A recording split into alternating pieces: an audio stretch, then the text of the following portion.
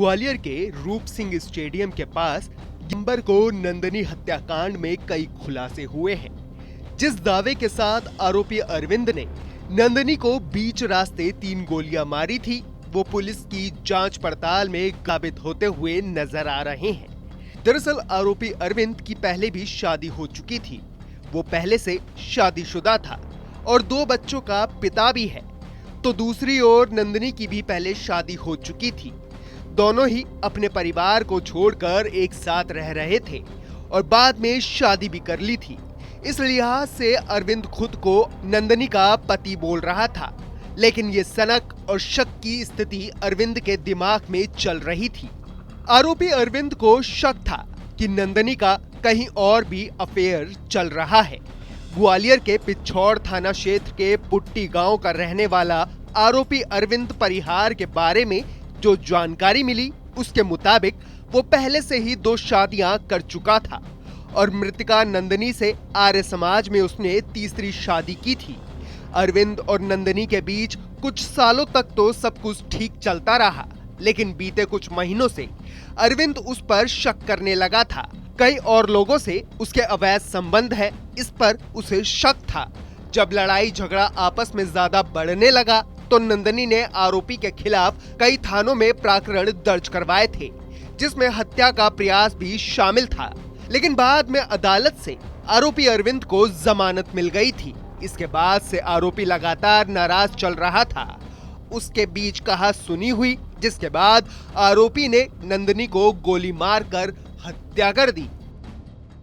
युवक से एक कट्टा बरामद हुआ है, कुछ राउंड बरामद हुए हैं और घटना स्थल पर जो चले हुए राउंड थे वो भी हमने जब्त कर लिए हैं। युवती को इलाज के लिए जीएच में भर्ती कराया गया था, ट्रॉमा सेंटर में, जहां इलाज के दौरान उसकी मृत्यु हो गई थी। युवती का पीएम कराकर उसके परिजनों को आज शव सुपुर्द कर दिया जाएगा। युवक से पूछताछ पे पता चला कि ये महिला और पुरुष जो थे वो पूर्व में ही विवाहित थे, किसी और से इनकी शादी हुई थी, लेकिन वर्तमान में इनके आपसी संबंध थे और इनका कहना था कि हमने आर्य समाज में शादी भी की है। लेकिन कुछ समय से इनके आपसी डिस्प्यूट चल रहे थे, लड़ाई झगड़े चल रहे थे। महिला द्वारा पूर्व में भी युवक पर एफआईआर दर्ज कराई गई थी, लेकिन बाद में राजीनामा कर लिया गया था। अभी फिर से ब्लैकमेलिंग और एक्सटॉर्शन जैसी शिकायत युवक ने की थी कि महिला द्वारा फिर से उसको परेशान किया जा रहा है। गंभीर अवस्था में घायल नंदनी को कुछ घंटे बाद ही इलाज के दौरान मौत हो गई थी। इसके बाद उसका पोस्टमार्टम 12 सितंबर सुबह करवाया गया, जहां झांसी से उसके पिता ब्रिजमोहन और उनके पड़ोसी ग्वालियर आए थे और अपनी बेटी के पार्थिव शरीर को लेकर अपने गांव वापस चले गए हैं। जी हम नहीं जानते। ये कहाँ रहती थी नंदनी? अभी तक 3 साल पहले 3 साल पहले शादी हुई थी खैरोना, तो वहीं थी। वहाँ से फिर उसने शादी कर ली खैरोना वाले ने, सुरेश, फिर इससे शादी करी। कितनी शादी की आपकी बेटी ने? कितनी शादी की? पहली शादी थी। करीब रह तो रहे जी करीब 5-6 साल से साथ में, लेकिन 3-4 साल पहले इन्होंने शादी कर ली थी आर्य समाज से। कोई बच्चा भी था? नहीं, इनका एक बच्चा है, पहली शादी का बच्चा है। अच्छा, जैसा बताया जा रहा है कि 3 या 4 शादी की है, तो कितनी सब पता है? नहीं, कोई ये सब चीजें गलत है, ये नहीं, ये कुछ नहीं किया। पहली शादी की थी, उन्होंने इन्हें परेशान किया, इसलिए उसे उनने दूसरी शादी कर ली पहले वाले पति ने, और जी यहाँ पे इसके साथ रहने। ये आरोप की बात आ रही है, तो जगह किस आरोप में बन रही है?